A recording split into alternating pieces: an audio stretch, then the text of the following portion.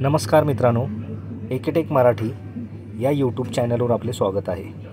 मित्रांनो, आजच्या व्हिडिओमध्ये आपण आरटी प्रवेश प्रक्रियेविषयी एक महत्त्वपूर्ण अशी अपडेट आपण आजच्या व्हिडिओमध्ये पाहणार आहोत। यामध्ये मित्रांनो आरटी कायद्यातील बदलांना स्थगिती मुंबई उच्च न्यायालयाने राज्य शासनाला हे सुनावले। तर मित्रांनो, काय आहे हे संपूर्ण माहिती आपण आजच्या व्हिडिओमध्ये पाहणार आहोत। तत्पूर्वी मित्रांनो, चॅनलवर जर नवीन असाल तर व्हिडिओला एक लाईक आणि चॅनलला सबस्क्राईब करायला विसरू नका।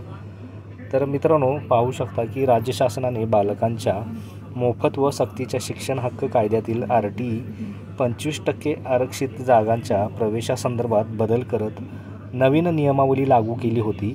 यावर मुंबई उच्च न्यायालयाने राज्य शासनाला फटकारत राज्य शासनाच्या अधिसूचनेला स्थगिती दिली आहे। अखिल भारतीय समाजवादी शिक्षण हक्क सभा व movement for piece justice and social welfare यांनी आरटी प्रवेशाच्या बदलांना विरोध दर्शवून त्याला आव्हान देणारी याचिका दाखल केली होती।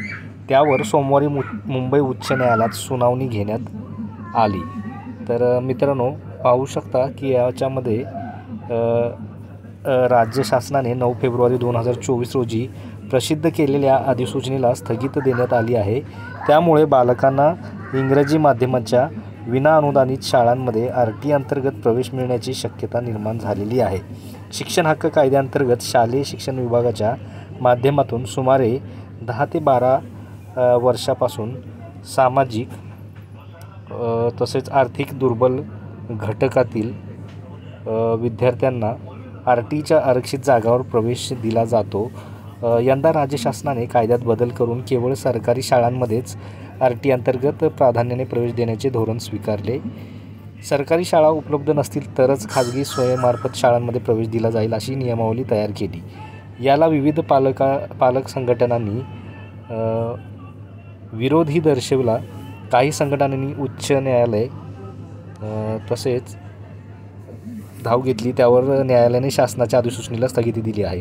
अखिल भारतीय समाजवादी अध्यापक सभेने आरटी कायदा मंजूर करून त्याची योग्य अंमलबजावणी करून घेण्यासाठी तसेच कायद्यात योग्य दुरुस्त्या करण्यासाठी सातत्याने लढा दिला। आता न्यायालयाने शासनाच्या अधिसूचनेला स्थगिती दिल्यामुळे महाराष्ट्रातील सर्व वंचित व दुर्बल घटकातील विद्यार्थ्यांना फायदा होणार आहे। याबाबतची पुढील सुनावणी जुलै महिन्यात होणार आहे, अशी माहिती अखिल भारतीय समाजवादी अध्यापक सभेचे कार्याध्यक्ष डॉक्टर शरद जावडेकर यांनी 25% आरक्षण पालक संघाच्या अध्यक्ष सुरेखा खरे यांनी दिली आहे।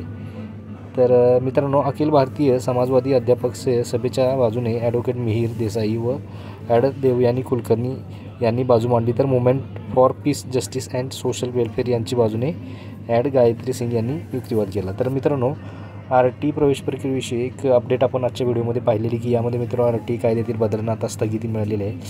तर याविषयी हे महत्त्वपूर्ण अशी माहिती आपण आजच्या व्हिडिओमध्ये पाहिलेली आहे मित्रांनो। तर मित्रांनो, ही माहिती आपल्याला कशी वाटली, आवडल्यास नक्की व्हिडिओला एक लाईक आणि चॅनलला सबस्क्राईब करायला विसरू नका। भेटूया मित्रांनो पुढच्या व्हिडिओमध्ये। धन्यवाद।